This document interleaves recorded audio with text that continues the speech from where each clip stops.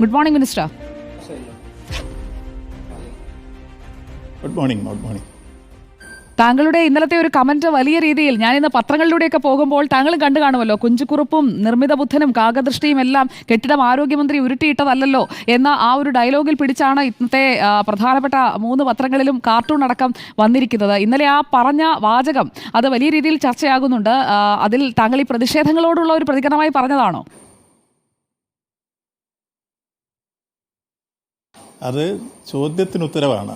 അവർ ചോദിച്ച ചോദ്യം യഥാർത്ഥത്തിൽ ഒരു ആരോഗ്യമന്ത്രി ഇത് പൂർണ്ണമായി കുഴപ്പമുണ്ടാക്കിയെന്ന രൂപത്തിലൊരു ചോദ്യം വരുമ്പോൾ ആ രൂപത്തിലൊരു കമൻ്റ് അല്ലാതെ ഞാൻ ആദ്യം മുതൽ തന്നെ ഈ സംഭവത്തെ സംബന്ധിച്ചോളം നമുക്കുണ്ടായത് വിഷമകരമായൊരു സാഹചര്യങ്ങളും അവരുടെ മരണത്തെ സംബന്ധിച്ച് വേദനാജനകമായ അനുഭവങ്ങളും ഒരിക്കലും സംഭവിക്കാൻ പാടില്ലാത്തതും അത്തരം പിഴവുകൾ ആവർത്തിക്കാതിരിക്കാൻ ആവശ്യമായ തുടർ നടപടികൾ ഉണ്ടാകുന്നുള്ള കാര്യമെല്ലാം കൃത്യമായി പറഞ്ഞു പോയിക്കൊണ്ടിരുന്നു.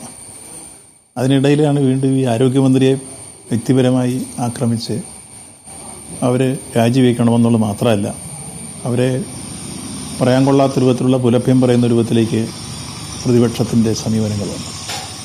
ശ്രീ വി. വാസവൻ, താങ്കൾ പറഞ്ഞത് ശരിയാണ്. കാരണം ആരോഗ്യമന്ത്രിയെ ഫോക്കസ് ചെയ്തുകൊണ്ടുള്ള പ്രതിഷേധത്തിലേക്ക് കാര്യങ്ങൾ പോവുകയാണ്. ആ കെട്ടിടം തകർന്നു വീണു എന്ന വിഷയം അവിടെ നിൽക്കുന്നു. അതിൽ അന്വേഷണം പ്രഖ്യാപിച്ചിട്ടുണ്ട്. എന്നാൽ ഇന്നലെ പത്തനംതിട്ടയിലൊക്കെ നടന്ന പ്രതിഷേധം താങ്കളും കണ്ടു കാണുമല്ലോ. നമ്മളത് ആ ദൃശ്യങ്ങൾ കാണുമ്പോൾ ഒരു കപ്പലിന്റെ മാതൃകയൊക്കെ ഉണ്ടാക്കി മുഖ്യമന്ത്രിയുടെയും ആരോഗ്യമന്ത്രിയുടെയും ഒക്കെ മുഖംമൂടി വെച്ച ആളുകളെയൊക്കെ നടത്തിക്കൊണ്ട്, അതായത് ഒരു പ്രതികാര ബുദ്ധിയോടെയുള്ള പ്രതിഷേധത്തിലേക്ക് പ്രതിപക്ഷം പോവുകയാണോ ഇപ്പോൾ?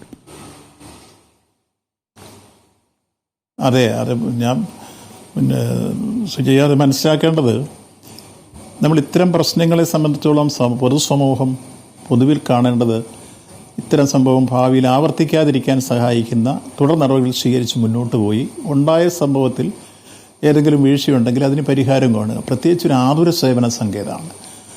ലക്ഷക്കണക്കിന് കോടിക്കണക്കിന് പാവങ്ങളുടെ ചികിത്സയ്ക്കുള്ള അഭയകേന്ദ്രമാണ് മെഡിക്കൽ കോളേജുകൾ എന്ന് പറയുന്നത്. വിശിഷ്യ കോട്ടയം മെഡിക്കൽ കോളേജ് കേരളത്തിൽ ഏറ്റവും കൂടുതൽ പെർ ഡേ ഒ പി നടക്കുന്നു. ഇപ്പോൾ 7000-ൽ പരം ഒ പി ഉണ്ട് പെർ ഡേ. അതുകൂടാതെ ഇപ്പോൾ ഡോക്ടർ TK ജയകുമാർ 2000-ൽ പരം തൊറാക്സിക് സർജറി ഡിപ്പാർട്ട്മെൻറ്റിൽ സർജറി നടത്തുന്ന ആളാണ് അദ്ദേഹം. അത് കേരളത്തിലെ റെക്കോർഡാണ്, ഇന്ത്യയിലെ ഒരുപക്ഷെ റെക്കോർഡായിരിക്കും. അതിൽ ഓപ്പൺ ഹാർട്ട് സർജറി ഉണ്ട്, ബൈപ്പാസ് സർജറി ഉണ്ട്, വാൽവ് റീപ്ലേസ് ഉണ്ട്. അതോടൊപ്പം കാർഡിയോളജി വിഭാഗത്തിൽ പ്രൈമറി ആൻജിയോപ്ലാസ്റ്റി 3 ഘട്ടങ്ങളിൽ ഇന്ത്യയിൽ ഏറ്റവും കൂടുതൽ പ്രൈമറി ആൻജിയോപ്ലാസ്റ്റി നടക്കുന്ന മെഡിക്കൽ കോളേജ് നമ്മുടെ മെഡിക്കൽ കോളേജ് കോട്ടയമാണ്. അപ്പോൾ ഇങ്ങനെ ആതുര സേവന രംഗത്ത് പാവങ്ങൾക്ക് വലിയ ആശ്വാസവും സഹായവും ചെയ്തുകൊണ്ടിരിക്കുന്ന ഒരു സങ്കേതത്തിൽ ഒരു സംഭവം ഉണ്ടായി. ആ സംഭവം ഉണ്ടാകാൻ പാടില്ലായിരുന്നു, ജാഗ്രത ഉണ്ടാവേണ്ടതാണ് എന്നൊക്കെ വിമർശനം ഏത് തരത്തിൽ പറഞ്ഞാലും അതെല്ലാം നമുക്ക് മനസ്സിലാവും. പക്ഷേ അത് വ്യക്തിപരമായി ആരോഗ്യമന്ത്രിയെയും അവരുടെ കുടുംബത്തെയും ഹനിക്കുന്ന രൂപത്തിലും അവരെ വല്ലാത്ത രൂപത്തിൽ വികൃതപ്പെടുത്തുന്ന രൂപത്തിലേക്കും അവരെ വ്യക്തിപരമായി കായികമായി ആക്രമിക്കാൻ പോലും പരിശ്രമിക്കുന്ന രൂപത്തിലേക്ക് വരുന്നത് ജനാധിപത്യ സംസ്കാരത്തിന് യോജിച്ചതല്ല. പ്രതിപക്ഷം ഒരിക്കലും അങ്ങനെ ചെയ്യാൻ പാടില്ല. ഉയർന്ന നിലവാരത്തിൽ ആ വിഷയത്തെ സമീപിക്കേണ്ടവർ പോലും യഥാർത്ഥത്തിൽ തരംതാണ രൂപത്തിലേക്ക് അതിനെ സമീപിച്ച് ആക്രമിക്കുന്ന ശൈലികൾ പൊതുവിൽ വളർന്നു വരികയാണ്. അത്തരമൊരു നീക്കം വരുമ്പോൾ സ്വാഭാവികമായി രാഷ്ട്രീയത്തെ രാഷ്ട്രീയമായിട്ട് തന്നെ നേരിടേണ്ടി വരും. ഇവിടെ നമ്മൾ ആ കാര്യത്തെ സംബന്ധിച്ച് നമ്മൾ ഒരിക്കലും അതിൽ രാഷ്ട്രീയം കണ്ടിരുന്നില്ല. ആ സംഭവം ഉണ്ടായപ്പോൾ നമ്മളെല്ലാം പറഞ്ഞു, ആ കാര്യത്തിൽ നമുക്കെല്ലാം വിഷമം. മീഡിയ പറഞ്ഞു, ഞങ്ങളെല്ലാം പറഞ്ഞു, അങ്ങനൊരു സംഭവം ഉണ്ടാകാൻ പാടില്ലായിരുന്നു, അത് വേദനാജനകമാണ്. ആ കുടുംബത്തെ നമ്മൾ ആദ്യമായിട്ട് അതിൽ 3 കാര്യങ്ങളാണ് ആദ്യം ശ്രദ്ധിച്ചത്. ഒന്ന്, ആ കുടുംബത്തിന് തുടർന്ന് പൂർണ്ണ സുരക്ഷിതത്വം ഉറപ്പാക്കുക. 2, ആ കുടുംബത്തെ സംബന്ധിച്ചോളം അവരുടെ ഭാവിയെ സംബന്ധിച്ചുള്ള കാര്യങ്ങളും ആലോചിക്കുക. 3ാമത്, വളരെ പെട്ടെന്ന് നമ്മൾ ആരോഗ്യം രംഗത്ത് ശ്രദ്ധിച്ചത് ആശുപത്രി കിടക്കുന്ന രോഗികൾക്ക് ഭാവിയിൽ ഇത്തരത്തിലുള്ളൊരു പ്രശ്നം വരാതിരിക്കാൻ ആ കെട്ടിടത്തിന് കുഴപ്പമില്ലെങ്കിൽ പോലും ആ കെട്ടിടത്തിലുണ്ടായിരുന്ന 360 രോഗികളെയും പുതിയ കെട്ടിടത്തിലേക്ക് മാറ്റുന്ന യുദ്ധകാലാടിസ്ഥാനത്തിലുള്ള നടപടി സ്വീകരിച്ചത് മാറ്റിക്കഴിഞ്ഞിരിക്കുന്നു. അതിനാവശ്യമായ പശ്ചാത്തല സൗകര്യം ഒരുക്കി.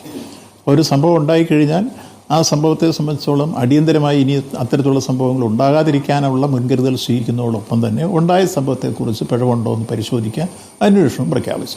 ഇങ്ങനെ എല്ലാ കാര്യങ്ങളും നടന്നു കഴിഞ്ഞാൽ പിന്നെ അതിന്മേൽ അവരെ ആക്രമിക്കാനും മറ്റൊരു രൂപത്തിലേക്ക് പോകുന്ന രൂപത്തിലേക്കുള്ള സമീപനം സ്വീകരിക്കുന്നത് ശരിയാണോ? അതല്ല എന്നുള്ളതാണ് നമ്മൾ ചൂണ്ടിക്കാണിച്ച ഒരു വിമർശനപരമായ കാര്യം. അല്ലാതെ മറ്റാരെയും ആക്ഷേപിക്കാനും മറ്റു രൂപത്തിൽ പരിഹസിക്കാനും അല്ല ഞാനത് ഉദ്ദേശിച്ചത്. അല്ല, ഞാനും താങ്കളുടെ ആ ചോദ്യം അല്ല, താങ്കൾ ആ പറഞ്ഞ വാചകമുണ്ടല്ലോ, താങ്കൾ പറഞ്ഞ ആ വാചകം അത് ഇന്ന് പത്രങ്ങളിലെല്ലാം പ്രധാന തലക്കെട്ടാണ്. കെട്ടിടം തള്ളിയിട്ടത് ആരോഗ്യമന്ത്രിയല്ല എന്നതാണ് മനോരമയുടെ ലീഡ് ഞാൻ കണ്ടത്. അപ്പോൾ അത് കണ്ടപ്പോൾ ഞാൻ അറിയുന്ന ഒരു മന്ത്രി വി എൻ വാസവൻ, അദ്ദേഹം രാഷ്ട്രീയ പ്രവർത്തകനായിരിക്കുമ്പോൾ മുതൽ താങ്കളുടെ ഒരു സംസാര ശൈലി എന്താണെന്ന് അറിയാം. പക്ഷെ അങ്ങ് പരിഹസിച്ചു, പുച്ഛിച്ചു എന്ന രീതിയിലൊക്കെ ഒരു നറേറ്റീവ് വന്നപ്പോൾ ഒരു വിഷമം തോന്നി. അതുകൊണ്ടാണ് ഞാനത് ചോദിച്ചത്.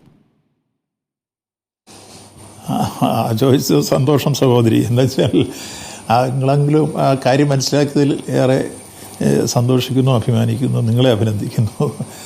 അപ്പോൾ ഈ കാര്യത്തിൽ ഞാൻ ഉദ്ദേശിച്ച ഒറ്റ കാര്യമുള്ളൂ. ഞാനതുകൊണ്ടാണ് നമ്മൾ തൊട്ടടുത്ത സംസ്ഥാനമായ കർണാടകത്തിൽ മന്ത്രി തന്നെ സംഘടിപ്പിച്ച ആഘോഷ ചടങ്ങായിരുന്നു നമ്മുടെ ക്രിക്കറ്റ് താരങ്ങളെ അവിടെ വിളിച്ചു വരുത്തി സ്വീകരിക്കുന്ന ചടങ്ങ് കെട്ടിയുണ്ടാക്കിയ ഗ്യാലറി. അത് മന്ത്രിയുടെ സ്ഥാനത്തിൽ തകർന്നു വീണ് 11 പേർ മരിച്ചപ്പോൾ നമ്മൾ ഇവിടെ നിന്ന് ആരും അതിനെ ഉടനെ തന്നെ രാഷ്ട്രീയമായി എടുത്ത് അവരെ ആക്രമിക്കുകയല്ലല്ലോ ചെയ്തത്. വിമാനം തകർന്നു വീണപ്പോൾ നമ്മളതല്ലല്ലോ ചെയ്തത്. അവിടെ എല്ലാം അതിൻ്റെ ഉള്ളടക്കത്തിൽ പരിക്ക് പറ്റിയവരെയും അതോടൊപ്പം തന്നെ മറ്റു രൂപത്തിൽ വിഷമിച്ചവരെയും ഒക്കെ ആദ്യം ആശ്വസിപ്പിക്കുകയും സഹായിക്കുകയും ചെയ്യുന്ന സമീപനം വേണ്ടത്. ഈ ആതുര സേവന സങ്കേതം എപ്പോഴും കാണേണ്ടത് ഈ ആക്രമിക്കുന്നവരുൾപ്പെടെ നാളെ എന്തെങ്കിലും പറ്റിയാൽ അവരെ ഉൾപ്പെടെ അവിടെ എത്തിച്ചാണ് അതിന് പരിഹാരം കാണുന്ന രൂപത്തിലേക്കുള്ള ശുശ്രൂഷ ലഭ്യമാവുന്നത്. ഇവിടെ യഥാർത്ഥത്തിൽ ഇങ്ങനെ പൊതുജനാരോഗ്യ രംഗം വലിയ രൂപത്തിൽ വളർന്നു വരുന്നത് ഇഷ്ടപ്പെടാത്ത കൂട്ടരുണ്ട് നമ്മുടെ നാട്ടിൽ. ഇപ്പോൾ മൾട്ടിനാഷണൽ കമ്പനികളൊക്കെ ഇവിടെ വന്ന് ഈ രംഗത്തേക്ക് കയറുകയാണ്. അവർ വിവിധ ആശുപത്രികളുടെ ഷെയറൊക്കെ വാങ്ങിക്കൂട്ടി മുന്നോട്ട് പോകുമ്പോൾ അവർക്ക് ചില ലാക്കുണ്ട്. പൊതുജനാരോഗ്യം ഇങ്ങനെ ഞാനൊന്ന് തുറന്നു ചോദിക്കുകയാണ്, ശ്രീ വി എൻ വാസവൻ, സ്വകാര്യ മേഖലയ്ക്ക് വേണ്ടിയാണ് എന്ന് നമ്മൾ പൊതുവൽക്കരിച്ച് സർക്കാരിന്റെ ഭാഗത്തു നിന്നുള്ള പ്രതികരണങ്ങൾ വരുന്നുണ്ട്, പാർട്ടിയുടെ ഭാഗത്തു നിന്നുള്ള പ്രതികരണങ്ങൾ വരുന്നുണ്ട്. സ്വകാര്യ മേഖലയ്ക്കുള്ള സഹായം എന്നതിനപ്പുറം ഈ സമരം ചെയ്യുന്ന ആളുകളുടെയൊക്കെ ഒരു ബിസിനസ് മോട്ടീവ് ഈ സമരങ്ങൾക്ക് പിന്നിൽ പ്രവർത്തിക്കുന്നുണ്ടോ? അതായത് സർക്കാർ ആശുപത്രികളിലെല്ലാം കുഴപ്പമാണെന്ന് വന്നു കഴിഞ്ഞാൽ ഇപ്പോൾ നിലവിൽ ഇതിനകം തന്നെ ഒരു 50% മുകളിൽ ആളുകൾ സ്വകാര്യ ആശുപത്രികളെ ആശ്രയിക്കുന്നുണ്ട്. പൊതുജനാരോഗ്യം നമ്മുടെ സർക്കാർ ആശുപത്രികളെക്കാൾ കൂടുതൽ. അത് 100% സ്വകാര്യ മേഖലയിലേക്ക് എത്തിക്കാനായിട്ടുള്ളൊരു നീക്കം സമാന്തരമായി നടക്കുന്നുണ്ടോ? അങ്ങനെ സംശയിക്കുന്നുണ്ടോ സർക്കാർ? ഇല്ല, അങ്ങനെയല്ല. ഞാൻ സൂചിപ്പിച്ചത് ഒന്നുകൂടെ ശ്രദ്ധിച്ച് കേൾക്കുക. നമ്മുടെ കേരളത്തിലെ പൊതുജനാരോഗ്യ രംഗം ആഗോള മാതൃക സൃഷ്ടിച്ചിരിക്കുന്ന രംഗമാണ്. ആ ആഗോള മാതൃക സൃഷ്ടിച്ചു ഞാൻ പറഞ്ഞതല്ല, വേൾഡ് ഹെൽത്ത് ഓർഗനൈസേഷൻ പറഞ്ഞതാണ്. ഇപ്പോൾ 1000 കുട്ടികൾ കേരളത്തിൽ പിറന്നാൽ 4 കുട്ടികളെ ഇപ്പോൾ മരിക്കുന്നു. അമേരിക്കയിൽ 5 കുട്ടികൾ മരിക്കും. ദേശീയ തലത്തിലെടുക്കുമ്പോഴും ഇതിന് വ്യത്യസ്തമാണ് കണക്ക്. മാതൃമരണ നിരക്കെടുത്തു കഴിഞ്ഞാൽ അഖിലേന്ത്യാ ശരാശരി 75 നിൽക്കുമ്പോൾ കേരളത്തിൽ 16ആണ്. പുരുഷന്മാരുടെ ആയുർദൈർഘ്യം അഖിലേന്ത്യാ ശരാശരി എടുക്കുമ്പോൾ 69 പറയുന്നിടത്ത് നമ്മൾ 72ആണ്. സ്ത്രീകളുടെ ആയുർദൈർഘ്യം അഖിലേന്ത്യാ ശരാശരി എടുക്കുമ്പോൾ 70 നിൽക്കുമ്പോൾ നമ്മൾ 76ആണ്. ഇങ്ങനെ ഏത് തരത്തിൽ പരിശോധിച്ചാലും നമ്മൾ ആരോഗ്യ പരിപാലന രംഗത്ത് കേരളം ആഗോള മാതൃക സൃഷ്ടിക്കുമ്പോൾ അതിൽ പൊതുമേഖലയും സ്വകാര്യ മേഖലയുടെയും സംഭാവനകളുണ്ടെന്നുള്ള കാര്യത്തിൽ യാതൊരു തർക്കവുമില്ല. 2 കൂട്ടരും ചേർന്നാണ്. എന്നാൽ പുതിയൊരു ട്രെൻഡ് വരുന്നത് കേരളത്തിലേക്ക് ചില മൾട്ടിനാഷണൽ കമ്പനികൾ ചില ആശുപത്രികൾ ഷെയറൊക്കെ ഏറ്റുവാങ്ങിയിട്ട് ഒരു വലിയ ബിസിനസ് രംഗത്തേക്ക് വരുന്ന സൂചനകൾ പല സ്ഥലങ്ങളിൽ കണ്ടു. നിങ്ങൾക്കറിയാം എവിടെയൊക്കെയാണ്. അങ്ങനെ വരുന്ന കൂട്ടർ സ്വാഭാവികമായിട്ട് അതിനെ വളർത്തിയെടുക്കാൻ വേണ്ടിയുള്ള നീക്കങ്ങൾ നടത്തുന്നത് ചെറുതല്ല എന്നാണ് ചൂണ്ടിക്കാണിച്ചത്. ഇന്ന് വിചാരിച്ച് സ്വകാര്യ മേഖലയെ ആക്ഷേപിക്കുകയില്ല. സ്വകാര്യ മേഖലയുടെ സംഭാവനകൾ വിലപ്പെട്ടതാണ്, വലുതാണ്. ഇന്ന് ചെറുതും വലുതുമായ സ്വകാര്യ മേഖല, അതും പൊതുമേഖലയും